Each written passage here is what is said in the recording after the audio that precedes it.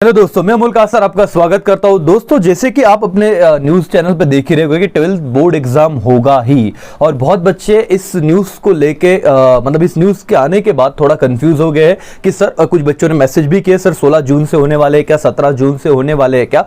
But मैंने आपको जो मैं पहले दिन से कहते आ रहा हूँ, इनका कुछ भी और कितना भी बोलते ना कि मेलोड्रामा या ड्रामा चलने दो, लेकिन अपने इंडिया की प्रेजेंट सिचुएशन देखते हुए एग्जाम होने के चांसेस ना के बराबर है। दोस्तों, सिंपल सी बात है कि कोई भी स्टेट, कोई भी सेंट्रल, मतलब अपनी सेंट्रल गवर्नमेंट अपने खुद पे वो बोलते ना कि वो खुद पे सब ब्लेम नहीं लेना चाहते। इसीलिए आज मीटिंग होने के बाद भी सारे स्टेट के राय ली गई कि बताओ छोड़ो, नहीं तो सेंट्रल ने अगर डिसीजन दे दिया होता ना, तो हमारे देश में पॉलिटिक्स जो बहुत घटिया चीज है, राइट, कि अगर एग्जाम कैंसिल स्टेट की तरफ से, सेंट्रल की तरफ से डिसीजन आ जाता तो स्टेट वाले बोलते कि हमको तो कंसिडरेशन में लिया ही नहीं गया था, एंड हम तो ये सजेशन देने वाले थे, अगर ये सुन लेते तो ऐसे हो जाता, वैसे हो जाता। तो अब क्या क्या भाई, उनकी भी क्या राय है जानने के लिए थोड़ा टाइम दे दिया, right. At the end of the day सब कंक्लूजन पे यही आएंगे कि भाई अब एग्जाम हो ही नहीं सकता। दूसरी बात, वो जो ये भी कह रहे हैं कि सर 2-3 इंपॉर्टेंट सब्जेक्ट के हम पेपर ले लेते हैं और बाकी इंटरनल असेसमेंट पे दे देंगे, लेकिन वो सब्जेक्ट के पेपर लेना भी अगर पड़ा तो वो ऑफलाइन तो हो ही नहीं सकता।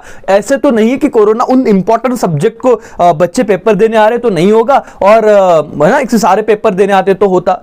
तो एक तो उन्हें वो इंपॉर्टेंट सब्जेक्ट के पेपर्स भी अगर लेने हैं तो ऑनलाइन कुछ तो असेसमेंट रखना पड़ेगा, यस और नो। तो फेस टू फेस हो गए, इसके चांसेस भी अभी ना के बराबर है। अगर वो 3 सब्जेक्ट का 3 मतलब जो भी इंपॉर्टेंट सब्जेक्ट है उसके पेपर लेने की अगर वो बात कह रहे हैं, तो अगर हुआ भी तो ऑनलाइन ही हो सकता है।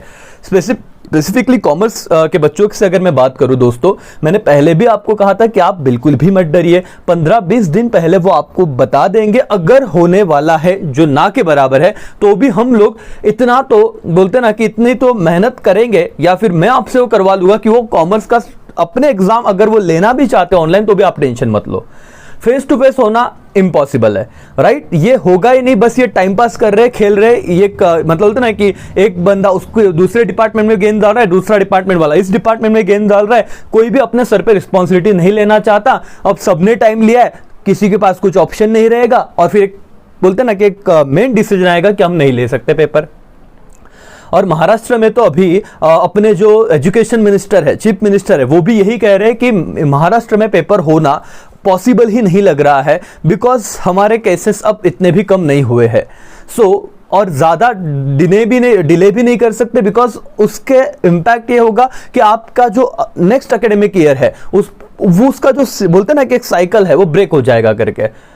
ये सारी बातें ध्यान में रखते हुए बहुत ही जल्द ये न्यूज़ आ सकती है दोस्तों। कोई कितना भी किसी को कोर्ट में जाने दो, कुछ भी करने दो, लेकिन दूसरी इंपॉर्टेंट बात कि जब सेकेंड थर्ड वेव ज़्यादा करके बच्चों पे इम्पैक्ट करने वाली है, तो 11th और 12th के एग्जाम देने वाले मेजोरिटी बच्चे, ये आपको नहीं लगता कि सर 17, 18, 19 साल के नीचे वाले बच्चे हैं।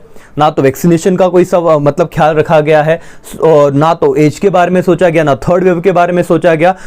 एग्जाम आपको अभी समझ लो कि इतने सारे गवर्नमेंट को भी समझ में आ रहा है कि भाई ये रिस्क गवर्नमेंट कभी भी नहीं ले सकता कि इतने सारे बच्चों को एक पेपर के लिए भी ऑफलाइन बुलाए। ऑफलाइन पेपर का तो सवाल उठता ही नहीं।